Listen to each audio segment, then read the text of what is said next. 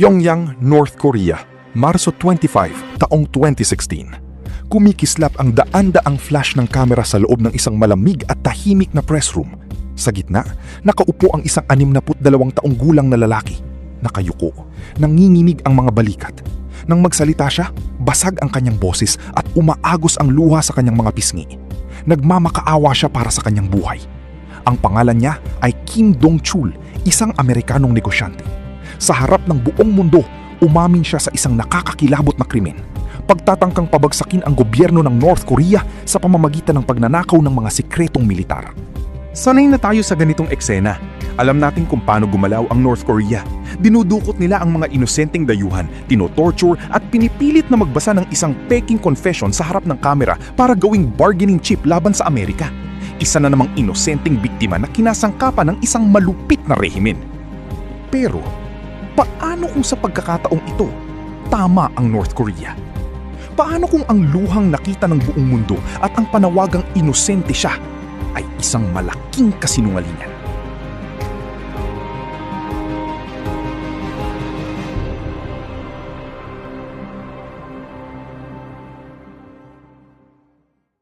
Bago siya naging isang nakakaawang figura sa telebisyon, si Kim Dong-chul ay isang taong nabubuhay sa isang pambihirang pribilehyo.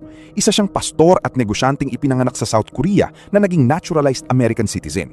Sa loob ng higit isang dekada, unti-unti siyang bumuo ng imperyo sa rason, isang special economic zone sa North Korea kung saan medyo maluwag ang mga patakaran sa negosyo. Siya ang pangulo ng isang kumpanya na nagpapatakbo ng hotel at iba pang serbisyo. Mayroon siyang access na pangarap lang makuha ng mga banyagang mamamahayag at politiko. Nakakagalaw siya, nakikipag-usap sa mga opisyal at nakakatawid ng border papuntang China nang walang kahirap-hirap. Sa paningin ng marami, isa siyang tulay. Isang matapang na negosyante na sinusubukang magdala ng kaunting pag-asa at asenso sa isang islang bansa na nakahiwalay sa mundo. Siya ang perpektong halimbawa ng isang inosenteng sibilyan. Pero may isang detalye na hindi nakita ng mga nagmamasid sa kanya. Isang lihim na ibubunyag mismo ni Kim makalipas ang maraming taon sa isang panayam na ikakagulat maging ng sarili niyang pamilya. Isang pag-amin na babaliktad sa buong kwentong ito. Pero bago natin silipin ang katotohanan iyon, kailangan muna nating maranasan ang impyernong binagsakan niya. Oktubre 2015, nagbago ang ihip ng hangin sa rason. Isang araw, nakipagkita si Kim sa isang dating sundalo ng North Korea. Hindi ito isang ordinaryong kapehan o simpleng kwentuhan ng magkaibigan. May inaasahang ibibigay ang sundalo, isang yellow USB drive. Pagkaabot ng maliit na plastik na ito, biglang sumabog ang paligid sa kaguluhan. Bago pa man siya makahinga, pinaligiran na siya ng mga armadong gwardya, mga ahente ng State Security Department ng North Korea. Walang babala, walang warrant. Agad siyang pinosasan, nilagyan ng itim na sako sa ulo at kinaladkad papasok sa isang sasakyan. Dinala siya sa isang pasilidad sa Pyongyang kung saan hindi nasisikatan ng araw. Doon nagsimula ang 6 na buwang investigasyon. O mas tamang sabihin, 6 na buwang pisikal at mental na pagdurog. Araw-araw, tinatanong siya ng pabalik-balik. Araw-araw, binabantaan ang kanyang buhay kung hindi siya aamin na isa siyang espiya. Noong Abril 2016, ibinaba ang hatol, 10 taon ng hard labor o mabigat na trabaho sa ilalim ng paratang na espionage at subversion. Akala ng lahat, ito na ang katapusan ni Kim Dong-chul, ang maagnas at makalimutan sa isa sa mga pinakamalupit na gulag sa ibabaw ng mundo. Pero ang totoo, nagsisimula pa lang ang kanyang kalbaryo. Nakalimutan na ng gobyerno ang pangalan niya. Sa loob ng kampo, siya ay tinawag na lamang na Prisoner Number 429. Alas 4 ng madaling araw, wala pang sikat ng araw pero maririnig na ang nakakabinging kalansing ng bakal sa malamig na semento. Bumubukas ang mabigat na pinto ng kanyang selda, isang maliit na kwarto na halos walang hangin, umaamoy sa pawis, ihi at matinding takot. Babangon si Kim mula sa manipis at maduming banig. Nakakapit ang lamig sa kanyang mga buto. Ang temperatura ay madalas bumabagsak sa -degrees, ngunit ang suot niya ay isang manipis na uniforme lamang. Ramdam niya ang panginginig ng bawat kalamnan habang naglalakad siya papalabas. Sa labas, sasalubungin siya ng nagyeyelong hangin at ng sigaw ng mga bantay.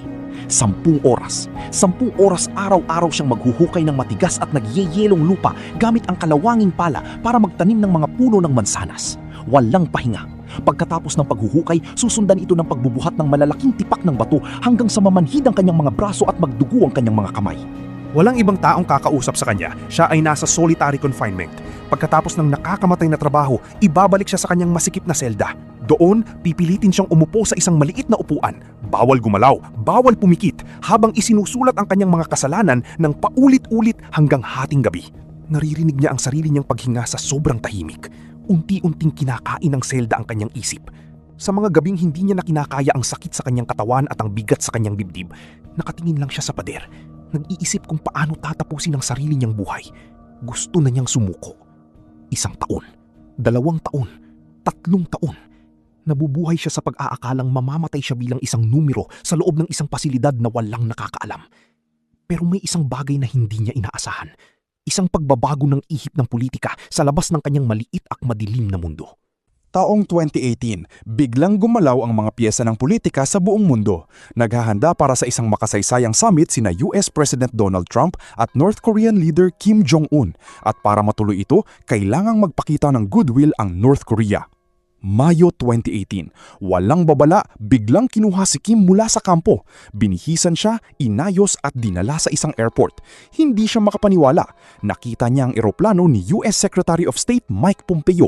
Kasama ang 2 pang Amerikanong bilanggo, sumakay sila sa eroplano pauwi ng Amerika. Pagbaba nila sa tarmac ng Andrews Air Force Base, sinalubong sila ng mga kamera, ng presidente ng Amerika at ng buong mundo. Isang masayang pagtatapos. Nakabalik na ang inosenteng biktima sa kanyang pamilya. Tapos na ang kwento ng pang-aabuso ng North Korea sa isang sibilyan. Kumpleto na sana ang narrative. Hanggang sa dumating ang buwan ng Hulyo, taong 2019. Mahigit 1 taon matapos siyang makalaya, nag-grant ng isang exclusive interview si Kim Dong-chul sa South China Morning Post at NK News. Walang nag-expect sa mga susunod niyang sasabihin. Tahimik na nakinig ang mundo habang unti-unting sinisira ni Kim ang sarili niyang imahe bilang isang biktima. Ang totoo, hindi siya inosente. Ang pag-amin niya noong 2016 na umiiyak siya sa harap ng mga kamera, hindi iyon script na ipinilit ng mga North Korean guards. Iyon ay katotohanan. Si Kim Dong-chul ay isang espiya. Inamin niya na siya ay nagtatrabaho para sa CIA ng Amerika at sa National Intelligence Service NIS ng South Korea. Hindi lang siya nagtitinda ng kape o nagpapatakbo ng hotel. Ginamit niya ang kanyang negosyo bilang front o balat kayo. Sa loob ng kanyang kwarto sa Rason, gumagamit siya ng isang relo na may nakatagong kamera para kumuha ng mga larawan ng mga pasilidad ng militar at mga barko ng North Korea. Gumagamit siya ng electromagnetic wave detector para kumuha ng mga signal. At yung yellow USB na inabot sa kanya ng sundalo bago siya hulihin, naglalaman iyon ng mga sekretong dokumento tungkol sa nuclear program ng bansa. Ayon kay Kim, binayaran niya ang mga lokal na opisyal at sundalo para makuha ang mga impormasyong iyon para ipadala sa intelligence ng Amerika. Sa madaling salita, ang kwento ng walang kalaban-labang Amerikanong dinukot ng masamang rehimen ay isang ilusyon. Alam ni Kim ang pinapasok niya. Alam niya ang panganib. Nilaro niya ang apoy at napaso siya. Biglang nag-iba ang kulay ng kanyang mga luha noong 2016. Hindi iyon luha ng isang inosenteng pinilit magsinungaling. Iyon ay luha ng isang espiya na nahuli sa akto at alam niyang tapos na ang laro. Nabago ng pag-amin na ito ang lahat ng alam natin. Biglang naging komplikado ang kwento ni Prisoner 429. Oo, dumaan siya sa emosyonal at pisikal na impyerno. Naranasan niya ang pinakamasahol na kalupitan ng tao sa loob ng halos 3 taon. Pero siya mismo ang pumili sa daang iyon. Ipinagpalit niya ang kanyang komportabling buhay bilang isang negosyante at pastor para sa delikadong mundo ng espionage sa mismong teritoryo ng isa sa mga pinakapinagbabawalang bansa sa mundo. Bakit niya ginawa yun? Para sa pera? Para sa ideolohiya? O para sa pangarap na makatulong pabagsakin ng isang diktadurya? Ano man ang kanyang dahilan, siya ay isang buhay na patunay na sa laro ng geopolitics, walang kwentong itim at puti lang. Lahat ay kulay apo. Kaya ngayon, iniiwan ko sa inyo ang tanong na ito. Bayani ba si Kim Dong-chul na nagbuwis ng sariling kaligtasan para makakuha ng mahalagang impormasyon laban sa isang mapanganib na rehimen? O isa siyang padalos-dalos na negosyante na inilagay sa alanganin hindi lang ang sarili niya, kundi pati ang mga taong tinulungan niya sa North Korea? Kung ikaw ang nasa posisyon niya at inalok ka ng malaking halaga o kapangyarihan kapalit ng pagiging espiya sa pinakamapanganib na bansa sa mundo, tatanggapin mo bang misyon o tatalikuran mo para sa tahimik na buhay? I-comment ang inyong panig sa ibaba, i-like ang mag-subscribe para sa iba pang kwento na nagpapakita na ang katotohanan ay madalas mas nakakagulat pa kaysa sa piksyon.